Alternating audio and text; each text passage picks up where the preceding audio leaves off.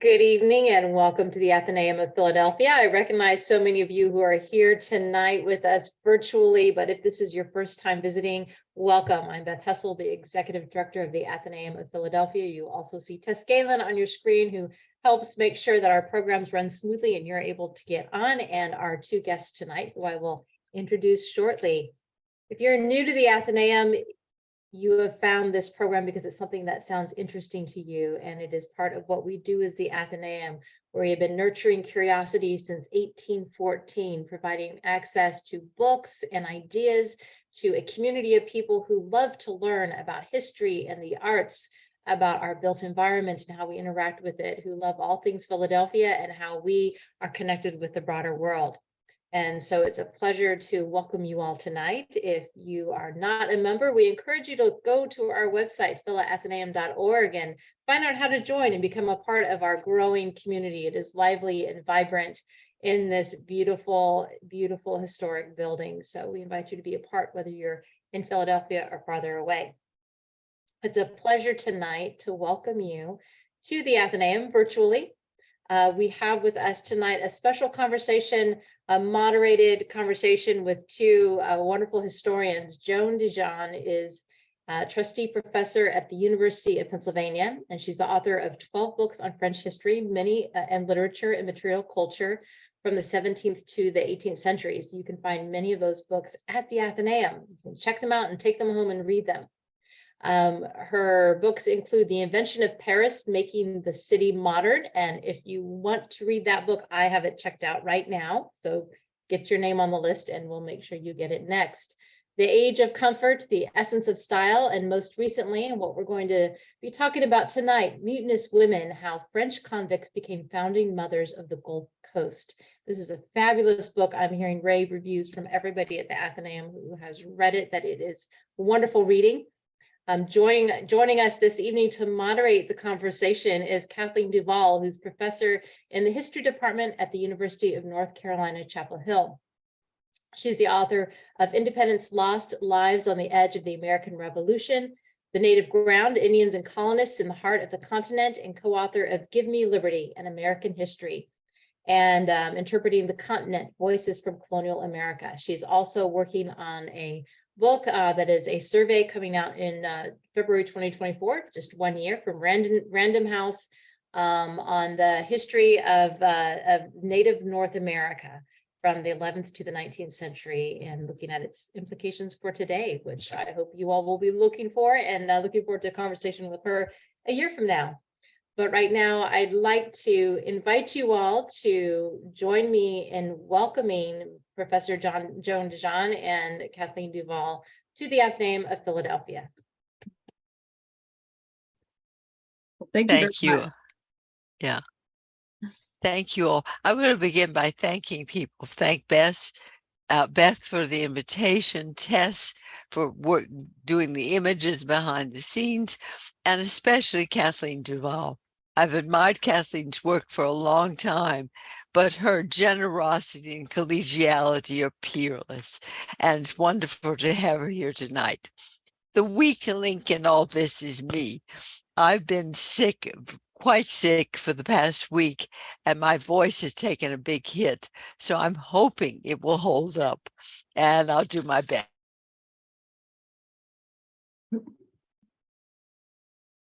We just lost the sound on you. I'm not sure what happened. Yeah. Can you still hear me? I can hear you, yeah. That's so weird. No? Oh, there you are. Okay, try again. Okay. We okay? Great.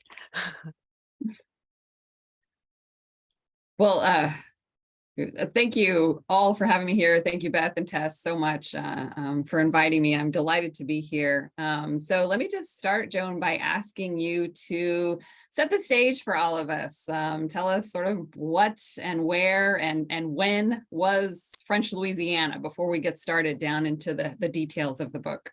Okay. Tess, can we have the next slide then, please? I think many people don't think anymore of the size of the French territory in what became the United States. This is a new map trying to show how much the French had up and down the Mississippi, controlling that trade route from Canada to the Gulf, brushing up against French Texas, and then virtually to the Carolinas, all across the Gulf Coast. It was a huge amount of territory that the French considered a geopolitical buffer zone. It had been, they had claimed it in 1699, but were really only beginning to settle it in about, or to bring Europeans in for European colonization in about 1717. So that's the backdrop to this.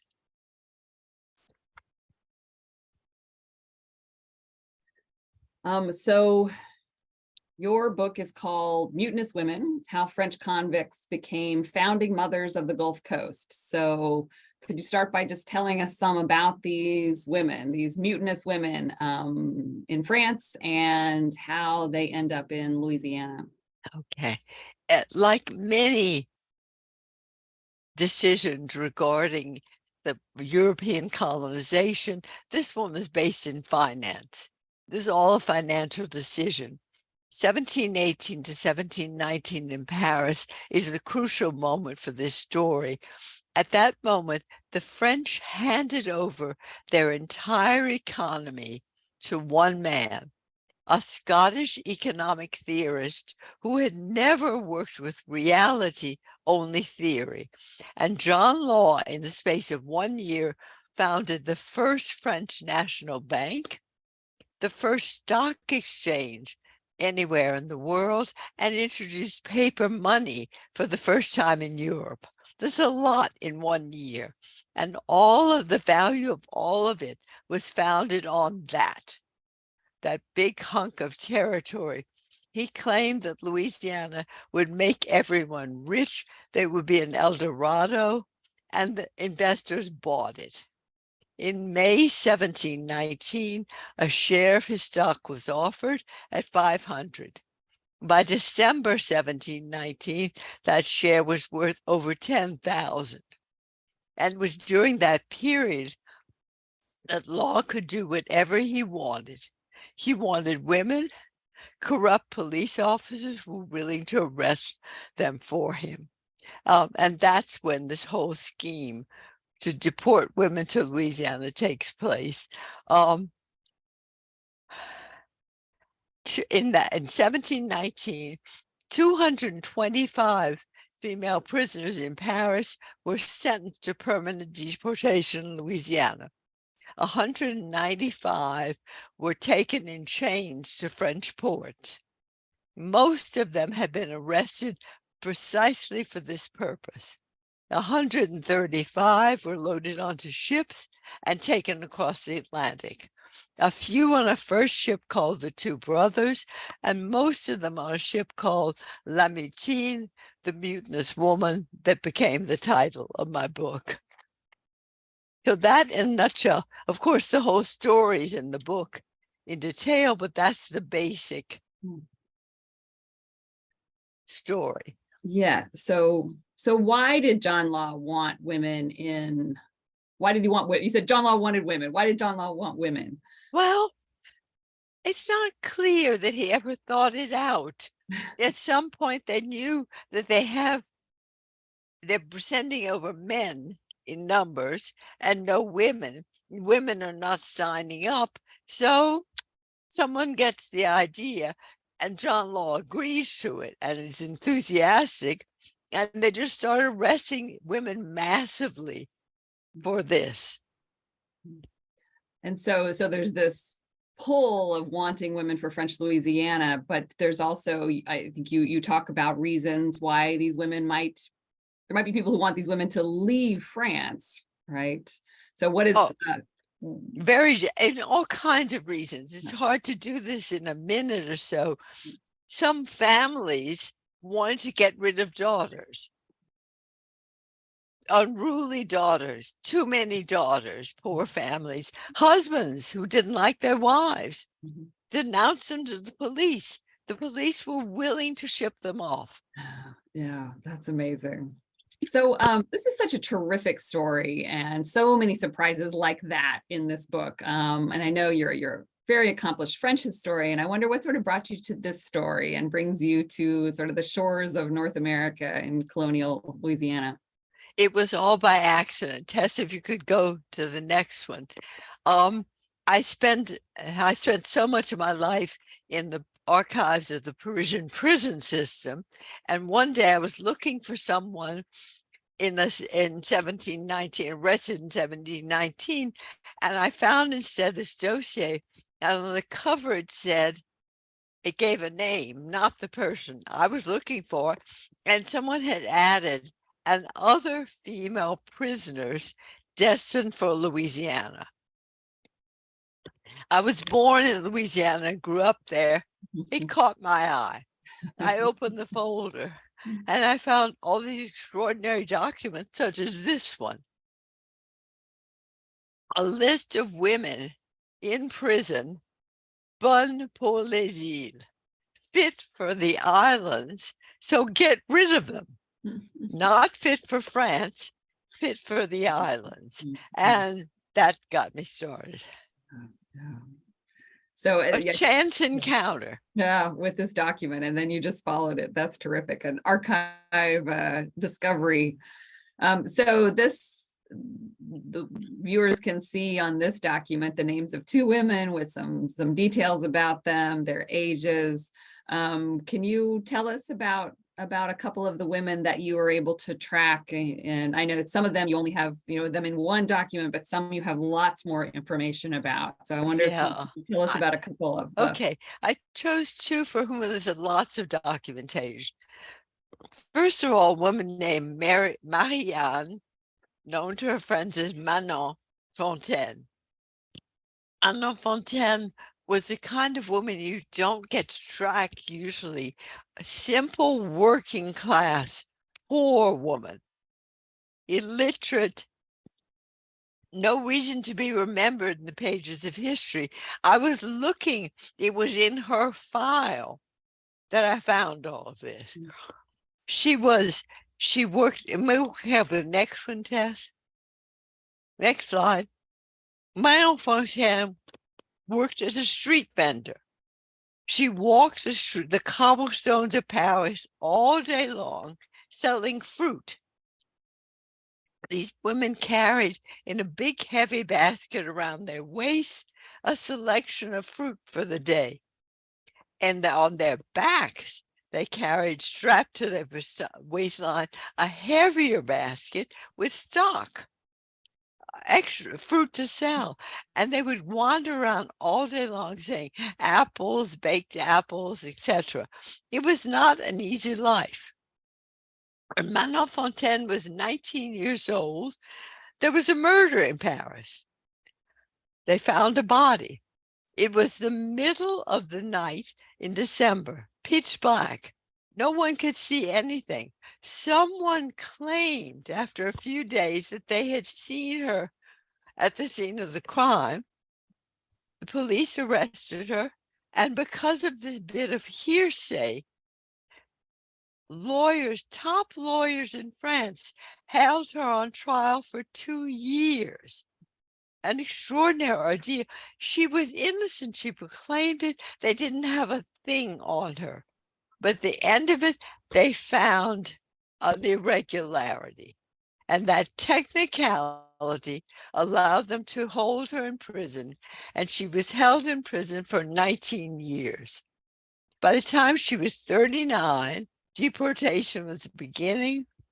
On the list justifying the names, the choices of women to deport to Louisiana, Manon Fontaine appears as, quote, guilty of having murdered 15 men.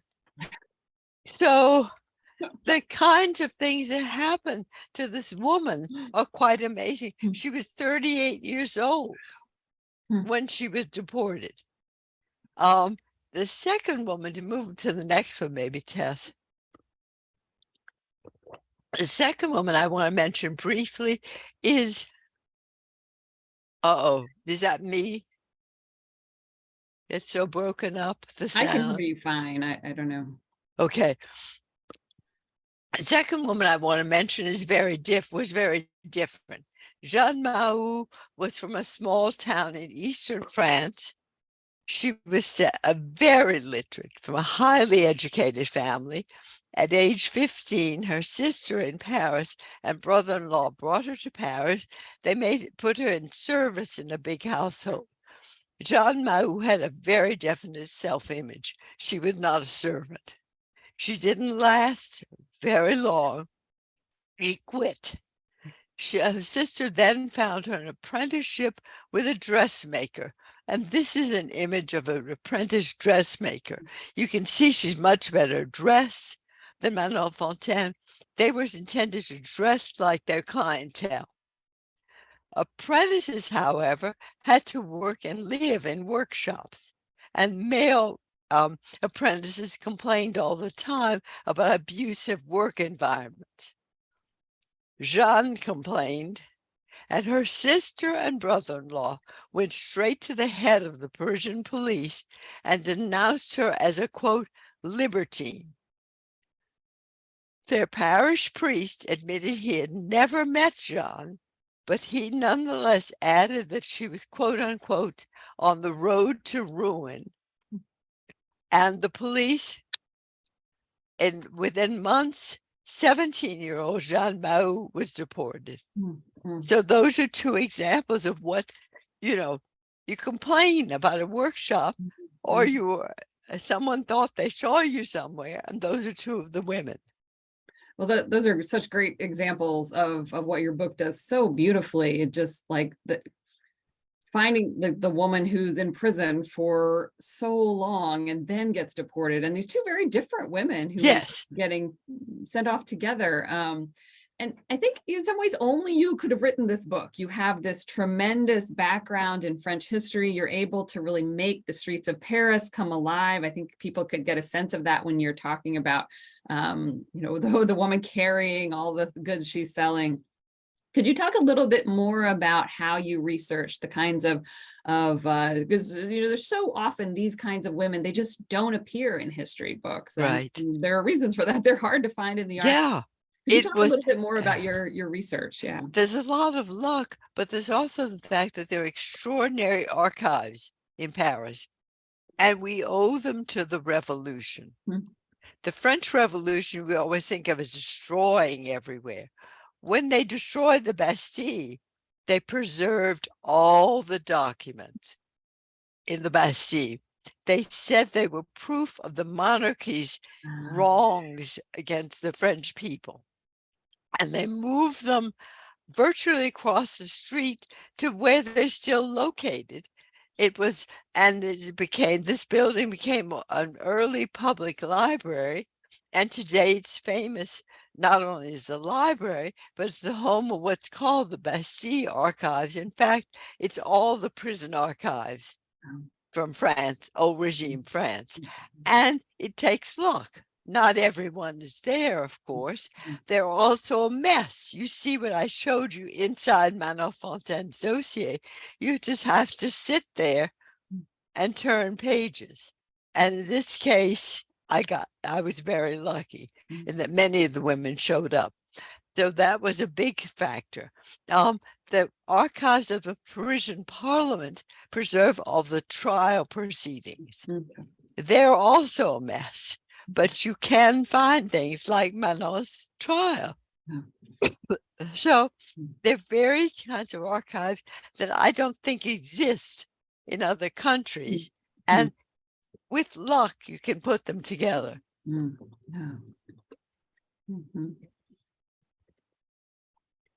Well, maybe we can now cross the Atlantic with the women, and because much of the book is about what happens to them after they get sent there. And in fact, your title talks about them as founding mothers. So can you carry us there? Tell us some of the stories or what happens to women and how you found out about them. Okay, thanks. Maybe we could move to the next slide, Tess. Okay, New Orleans, some of you will recognize. I'll get there in a minute. I thought of founding in two ways: founding cities, founding settlements, founding outposts. And they moved quickly up and down the Mississippi, as far north as Illinois. Jean Mahou, for example, married and went to a French, with her husband, a soldier, to a French fort virtually in northern Alabama today, right near the Carolinas. That's quite a distance. And many of them, the biggest group of them, went to New Orleans. Now, New Orleans was just being founded. And land ownership was a simple matter. If you were willing to clear the land and build on it, it was yours. The very first of New Orleans. Now, clearing land, if any of you know New Orleans, if you've ever seen a cypress tree, getting rid of a cypress tree is no easy matter. And that's what they did with their husbands. These women cleared with their bare hands the swampland that became New Orleans. And they used those trees to build, for the first boards, to build their own homes. And New Orleans was among a big group of the women who founded New Orleans were these deported women. And this is a map of the city in 1730, so a decade after they got there. And this, you can, every dot is the home of a deported woman in the city. By 1730 in New Orleans, there were roughly 200 lots in private hands. Between 8 and 10% of those 200 lots belonged to women deported from France a decade early. It's not bad. Mm-hmm. Jean Mahou, for example, was not there yet. She was still near Alabama, near the Carolinas, but she moved shortly when her first husband died to marry a master builder in New Orleans. Manon Fontaine was among the women who built New Orleans. And by 1730, Manon Fontaine owned, whoa, am I? You're good. Sorry,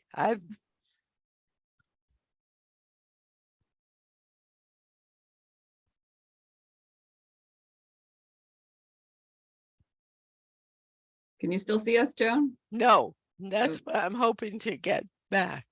Okay, I don't know how I managed that, but I did. Excuse me, everyone. By 1730, Manon La Fontaine, that I was saying, owned 4.5 lots in the city. That's a vast amount of property. And so many of these women were property owners, and Manon married a blacksmith. You can see them doing that. And I was wondering, Kathleen and I were speculating, going back and forth, was there any place else in this country where in the 1720s and 30s, women were so prominent, and we know it today. Not only that they were, but that we can recover. Right. To have this kind of map, I mean, I think it's unknown, it's unprecedented. And of course, in the English colonies, married women could not own property in their own name. So this wouldn't be the way things were anyway. If you were widowed, you could have property in your own name. But if you were married, that property actually literally belonged to your husband, legally belonged to your husband.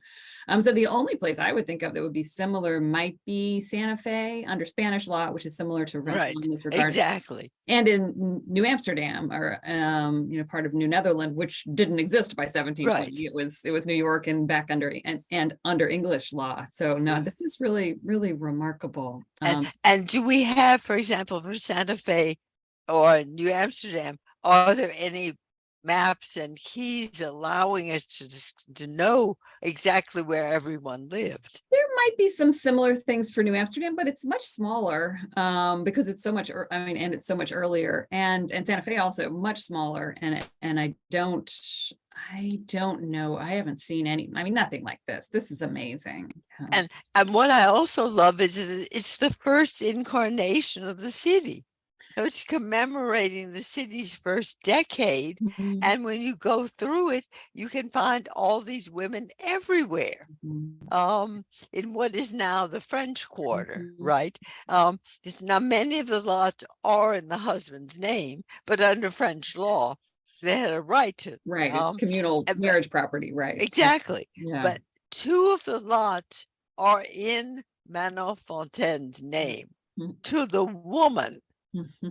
Yeah. So that for me was the great thing, seeing her Mhm. commemorate, thinking of someone who had had nothing in Paris. Mhm. The night of the murder, by the way, she kept telling the police, I was at home asleep with my mother. Yeah. And no one ever asked her mother Mhm. where her daughter was. So Yeah. because of a simple moment of hearsay, but then she got this extraordinary life Mhm. in New Orleans. Yeah. Yeah, the contrast is amazing. Just the callousness of the men who put these women on, on trial, in prison, onto the ships, versus the lives they were able to, at least some of them, the ones who survived, some of them were able Yes. to build. But the number I didn't give, by the way, 135 deported, approximately 60 survivors. Right. So there's a lot of winnowing down, let us say. The characteristic I found that was most evident that they had in common. So Manon Lescaut and Manon Fontaine and Jeanne Mahou are very different women, as Kathleen pointed out, but they have one thing in common. They talk back to the police. Mhm. They protested. Manon was constantly protesting. Mhm. And that the police hated. And almost all the women who survived were women who, when they were falsely accused, kept saying, no, Mhm. I didn't do it. Or they had alibis. Mhm. That should have gotten them off, Right. but right. it didn't. Yeah, but maybe that talking back and then the survival skills and that they put into place when they were in New Orleans really are connected. Yes, I mean, I felt that there was this, and in addition, shortly before this map was drawn up, Manon Fontaine even led a plot. She and another woman got together. They got so many people to join them. The head of the garrison at Mobile, sailors, soldiers, they had a ship, they had ammunition, they had guns, and they were going to sail around Florida and get to the Carolinas where life was easier, they believed. So they nearly made it Wow. out of there. Almost no one had a successful escape plot, but these were women who really had the ability to resist and fight. Yeah. Yeah. And I wanted to do one more thing about the city. If you could do the next slide, please, Tess. This I love. When Manon Fontaine was dying in 1734, she knew it, and she had a will drawn up. And a number of her friends came in to witness the will, so it would be legally binding. They called her, by the way, Dame Manon Fontaine. So Lady Manon Fontaine. They gave her a title of respect, whereas in Paris, she was always nothing. And this I love. She wasn't literate, as I said. That was her usual mark. It said that little cross. The woman who did all of this was capable of no more than this. I mean, think of us. We're professors. We think of literacy as a basic measure of intelligence. And there was Manon Fontaine able to craft this extraordinary life, this arc, and that's all she could do. Yeah. So what archive was this in? This is in Louisiana. Okay. But I also knew what kind of luck? Her trials have survived. 2 trials, the full proceeding. Her prison file has survived. Her will has survived. The desertion plot has survived. Right. You could be a major figure in history and not have the document survival rate that Manon Fontaine, a literate, itinerant street vendor. Right. She's speaking to you through writing across the centuries. In all the things, because you can tell in the police reports, the amazing thing is when the women, because they were assertive, they have voices. That agency comes through and the police get mad quite often and, make comments. And so in one case, she was also deported. She denied it so much. She said there was no theft. You made this up. He said you slipped it to someone else. She said, no, there was no one. So the officer added, I take it upon myself personally to tell you that this woman is a known public prostitute. Wow. Right. So prostitution is the last resort. If they have to pin something on them, they can if always she can't be considered guilty of having stolen a ribbon, then she becomes a prostitute. And it was that kind of thing that was constantly happening to them. Well, let me ask you one more question before we open it up to questions from the audience. You've mentioned to me that since the book came out, you've had contact with some of the descendants of these women. So I wonder if you could talk a little bit about that. Okay, that was the biggest surprise. I knew they must have had descendants, but how many, etc. And so many descendants have been in touch with me. I also expected that there would be more in the Gulf South.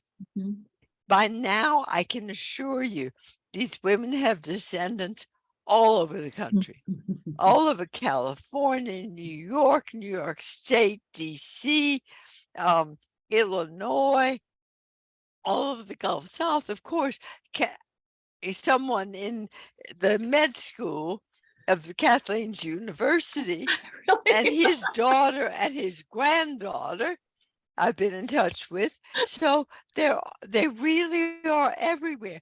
Jean Mahou even has a descendant. It's an 8th generation direct descendant in Philadelphia. So I don't know where they aren't. And that to me, excuse me, is their other accomplishment. They founded dynasties. And those dynasties have continued to spread and to have an impact. And so many of them are just so moving with their stories and the sense that they still have an identification with women from so long ago and that they feel sympathy towards them and grateful that they had people to found their families with this gutsy. That's terrific because, so many people are looking for sort of a founding ancestor that they can be proud of because he was prominent or something. Right. Like you've given something for people to be more proud of. These women who had all the odds stacked against them and then, created these families that I wish that small towns in France would get the idea of having ceremonies of bringing some of them back. Oh my to goodness. See the parts of the city. But so far, the French are pretty blasé about things. And this would mean admitting a wrong in French history, and that's not often done. So there you are. Well, Beth, I don't know if you want to take things over and take questions. Thank you. And if anybody has questions, please either put them in the chat or the Q&A. We'll start with a question from Graham, wondering how many incidents of deportation from France to New Orleans occurred, or was this just a one-off? deportation, but it's a one-off in many ways. The verb deportation had never been used before. It was created for this group of women, and I did not see it used elsewhere, even in the same period or subsequently. Other people were sent. Men were arrested to be sent as well. Totally different treatment. If a We just lost you again.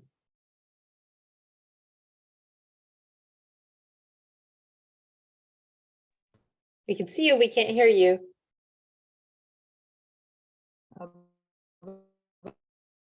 back, Yes, yes. okay. Well, there's always a first. And when a young man protested his innocence, he was released. And the police often worried about the young man. Is this a just arrest, etc.? So the women's deportation was a one-off in many ways. No one ever worried about any of the women. And there was only one ship that came over with women. Or was Two, there but two the came main over? one was the Mutinous Woman. Okay, interesting. And Sherry asks if the primary motivation for deporting French women was it to provide companionship to male colonists who were already in Louisiana? Nobody just says why. They only talk about getting rid of them. This will free up the prisons, was said often, and it will also allow France to rid itself of undesirable women. And no one said what would happen. They even wondered if maybe they would arrest them again on the Gulf Coast and maybe send them to a penal colony. But by the time they got there, by the way, John Law's scheme had gone belly up. The French economy was in free fall and everybody forgot about them. So that's how they were able to take off and make their lives. Oh, interesting. Which I think ties into Jean's question. She's wondering where these women got the money to buy their properties, and if they worked, what were their jobs? They didn't have to buy. That's what I was trying to explain. In the first version of incarnation of New Orleans, property, they needed land cleared. They didn't have enough soldiers. If you, a private individual, cleared the land and built the home, it was yours. When Manon Fontaine died in 1734, her lots were sold. So they moved into a buy and sell economy. You're muted, Kathleen. I'm curious about that other. Still muted. Am I still muted? No.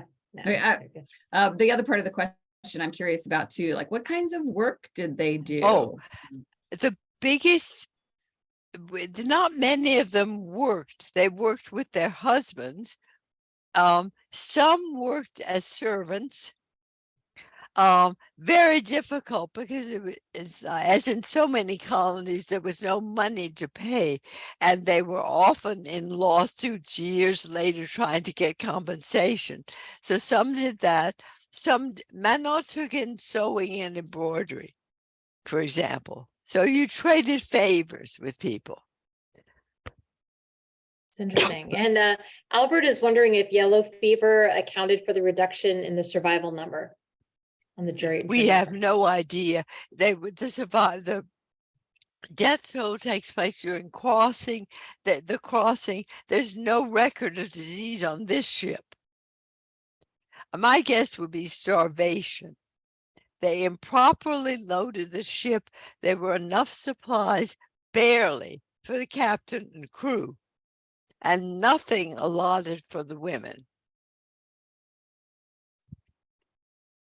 So, and it sounds like some of these women had already been in prison for quite a few years, so they may not have been in the best health when they got on the ship. I do not know how someone like Manon Fontaine, 38 is not young for a woman in that period. How could she have survived all of this? Her last moments in Paris had been in solitary confinement because of some ridiculous charge of rebellion. So she was never fed. Wow. That's just really amazing. James wonders if anything like the deportation to Louisiana occurred in French Canada, as far as you know. Women were sent earlier for a number of years by a very different program, which was a state-sponsored program whereby they chose to go. They were most often orphans. They chose this. They were accompanied on shipboard by nuns to protect them. They were given a dowry and belongings to money to enable them to marry on the other side. So they were choosing a better life. That's been much documented in French Canada. Fascinating. So William wonders if you would agree that there are some parallels between the deportations by the English of people, male and female, who were imprisoned for crimes under the English property laws who were sent to Australia, and notes that many of these women were abused and died. Yeah, but it's much later. What do you think, Kathleen? I mean, that's such a later program. I don't know much in detail about the Australian convicts. I don't either, but I'm sure there are definitely parallels of just, the callousness, I'm sure. Yeah. Crosses both Right. periods. It makes sense. I don't know if anyone's, the little I know, people have not done such detailed stories of individuals, especially women. Right, but I would think that given that it's a later time period, the records They should be there, Kathleen. Be there to do, but yeah, who knows? Yeah, it's a good question. Yeah, it's a great question.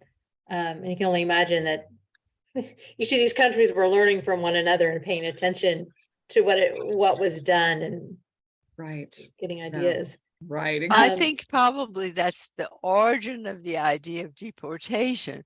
John Law, being Scottish, knew English precedent in this country and was thinking about, he made a different plan, but he knew. Right. So Linda wonders, here, Graham says, before we get to our next question, Graham says, and I know he was he was listening to a program by Rick Bell recently. The Australian program was instituted by the British after the revolution stymied the deportation of offenders to Virginia and Maryland. So they couldn't just send them off here anymore. Right. So not, so they had not that much later. Right. No. So Linda's wondering if the marriage records are available and wondering if these women married pretty quickly after they arrived in New Orleans. It depends on the place. For example, in New Orleans, the first marriages recorded are in July 1720, and their ship landed in February. So they could, it's hard to know. Jeanne Mahou's first marriage, for example, I said how literate she was. She did her own certificate. There was no priest, but she drew it up. And when her husband died, she included her own certificate. Many people who married, if there was no priest, there was no ceremony, so there were informal relations. So Amy takes us back to this plot to take over a ship and sail to the Carolinas. And she wants to know how they were able to take over the ship. Well, they didn't actually get it. The soldiers and sailors wanted to leave too. So they contributed the ship. All they had to do was get there, all of them. The head of the garrison at Mobile was working actively with Fontaine. So they all wanted to leave. I think that's a sign. Many people, nobody wanted to leave. Right? The accounts are wonderful. They met on Sunday when everyone was in mass. And on the side, though, they wouldn't go to mass, they would have meetings to plot this desertion. Oh. That's fascinating. I can imagine if your job is trying to clear cypress trees, it's not It's hard work. Why not go somewhere where the work has been done already? Yeah, but it was life was not easy. And life was easy in no colonies, but Carolina remained a dream for them. Right, which is crazy. It would be just as bad, at least. I'm sure, but you never know. An Englishman named Pierre Smith told them it was better, so they believed him. So Sherry is wondering what the relationship of these women was to slavery. So I'm going to say a little bit about slavery under French, in the French colonies. Okay, huge question to deal with at this point. So a tiny bit about this. There were almost no enslaved Africans in this whole territory when the women arrived. 19 of them at the beginning of John Law's tenure. He decided slaves were necessary as well and began the practice of bringing ships of enslaved Africans to the Gulf Coast. The first ships arrived only months before the women. So they reached this land at the same time as enslaved Africans. And so one of the shocks would have been to see slavery and Native Americans as well, but also the arrival of this new institution at the same time. Do you know if any of them or their husbands owned enslaved people? The husband, if you were a government employee, the government made a huge profit on the sale of enslaved Africans, and government employees were virtually forced to own slaves so that they could be indebted to the Indies Company. So yes, one of the women, less than a year after her deportation, has enslaved Africans in her household. She made the best marriage. And slavery went with it. Maybe not the morally best, but the no, but I'm economic. saying socially best and Socially economically best. It was what happened. Many of them, though, were small farmers who farmed their land without labor from enslaved Africans. So it's a very varied. And then the Atlantic slave trade was ended in 1730. So it's a short time period where there's a lot of newly enslaved Africans around. Absolutely. But normally all of those would have gone to the Caribbean, Sugar Islands, and John Law decides, because he decided that Louisiana would make everyone rich because they would grow tobacco. Better tobacco than on the English coast, without ever wondering whether tobacco would grow in Louisiana. The answer is no. So the Africans were brought there to cultivate a crop that failed. It's all sort of cosmic craziness, this whole story, it seems to me. So what crops did they end up growing? Small scale. Cotton is much later. Yeah. Sugar, they don't try. Garden crops, they tried tobacco. It just wasn't good. So William says it seems that the English and to a lesser extent the French viewed the New World in Australia as a means to get rid of people viewed as criminals, malcontents, and rebellious. So these women, it sounds like, fitted into that framework. They were viewed as rebellious or malcontent or not fitting in. Not the French criminal. did not do this with women at other moments. That's the difference. That this becomes, a one-time moment to get clear out of Parisian prison. Did you find any evidence that families were pushing back against this or rebelling against this in France, that their daughters or mothers or wives were being taken away, and much less evidence than of complicitous families, but absolutely. And for example, between the time the women left Paris in chains and the time they got to the French coast, 17 escaped.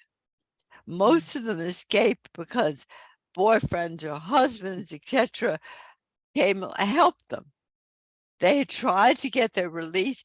Married, it was illegal to deport a married woman when her husband was alive. The husbands couldn't get them to release the women. Hmm.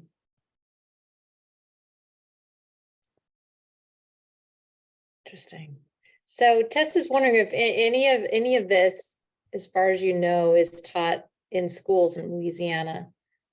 I don't know about schools, Tess. I know that everyone there continues to think of the women as prostitutes. They were, most of them, Manon was called a murderer. Most of them were called prostitutes to justify deportation. And that image is stuck. As though they were all prostitutes and guilty of some sort of sex crime. So I hope it will change one day. That's a hard story to. Maybe we need to get all those family members to Louisiana to help I hope. change the story. Kathleen, do you have any more questions that you wanted to ask? I think we've got a little more time. Let's see. I guess, do you have advice for other historians who want to tell sort of the stories of women who, we know they're there. Women are half the population of most societies most of the time, but are there other sorts of, do you have advice for historians who want to, or the public who want to find out more about this kind of? Well, history? Tough advice, because you have to, the best source is the Parisian prison archives. At one point, I was going to do a project on apprentices, female apprentices, especially dressmaker apprentices, because it was such big workshops, and there are records, but it's not exactly a quick project. So you have to be prepared to go and just dig and dig and dig. But they're there. Laundresses would be another great project.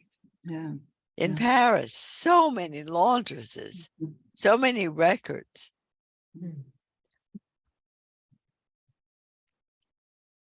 There's a couple more here. Linda's wondering what other Gulf cities these women may have settled in. Oh, lots in Mobile, Alabama, Biloxi, now Mississippi, all kinds of smaller places as well, either on the coast or just beyond the coast. Was there anybody in Natchez? Oh, yes, but I think of Natchez as so far away. But Natchez was a big place for some of the women. And Helen wonders if any men were sent over at this time from France to New France, and if the plan was to help expand French presence. To New France, I actually have, I always tell people I don't do men. I have no idea if they were sending men to New France. That's two questions, different ones. Men and New France, and it's just outside my realm. Well, so many men were sent as soldiers, I think, to both New France and exactly, yeah. Right. So that's sort of Louisiana. the way they got rid of many men in Europe. Sent them off to fight or man a post, far off from New Orleans, these little posts. Right. Because one of the things we haven't mentioned is that most of this is still Native American territory. Like, oh, yes. The Plain is a huge place, but they really only have a few posts. And the first French historians, one of whom of French colonial Louisiana, one of whom had the good taste to marry one of the women, they say again and again and again, this was not a new world. This was a world new to us, Mhm. but already populated by so many others. So they were aware of this, Yeah. openly admitted it. Mhm. Penny is wondering if the church played any role in any of this. Well, in terms of helping families get rid of unwanted daughters again and again and again, parish priests were complicitous with the families. They never took the women's side. Hmm. That's the clearest answer I'd give to a complicated question. And how about in New Orleans? What's the role of the church there? Kathleen. I mean, they go to church, right? They definitely go to church. Right? Now, They played a big role truly, in their lives. I don't, it's embedded in their lives in the French society like that at the time, but I don't, that's too big for me to get into it. And what about, have you looked at like their baptism records and the parish records for, yeah. So there's evidence of their sort of participation in churches. Oh, we just lost your sound again, Joan.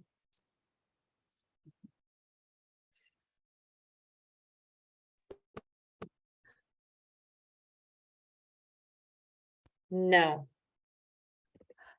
Wonder what can be going Oh, on. there we have you. Now we have you. Now we have you. Gremlins everywhere. Yeah. Oh, anyway, and you can't get, there were not always priests to record the baptism. That's the big problem. Yeah. Once again, Jean Mahou recorded all her children's baptism. Wow. So William is going into talking about want to know a little bit more about the book, and you can say you have to read it, no spoiler alerts, but he's wondering if the book describes how the women dealt with the flora and fauna as they experienced in Louisiana. A little bit. That's also, I had 130 women to trace in France, 60 there. It was a lot. I remember an alligator or two. Oh, though. yeah. No, there are certainly ways, and the crops they grew, etc. But I don't have any absolute, that was not a focus for me. I won't lie. Well, I think you're underselling yourself. Yes. You are so good at giving a sense of place, whether it's, urban Paris or the sandy soil of Mobile. There really is a lot of flora and fauna as the women would have experienced it in the book, I would say. Thank you. I didn't want to tell William, however, this was a primary focus for me. Well, Tess put into the chat the link at bookshop.org to buy the book. You can check it out from the Athenaeum if you're a member, and if you don't want to wait your turn, you can buy the book and take your turns. Do you know, is it an audio book also, Joan? No. Okay, so you can get it ebook or ebook. hard copy. You can also get an ebook via ebook at the Athenaeum. But we encourage you to pick up the book and read it. And Friday, you can join us at noon with Professor Martha Cutter for her latest book, The Many Resurrections of Henry Box Brown, which is just a fascinating story about a man who got himself sealed and posted. If you have kids or grandkids, you've probably read the kids level story. So now as an adult, you can hear about an adult level story about the man who got himself sealed and posted to freedom, Henry Box Brown. Thank you so much, Joan and Kathleen, for a wonderful hour this evening. This has been a great conversation, and I think a good teaser for your book to dive in more, Joan, and learn more about this fascinating history about mutinous women.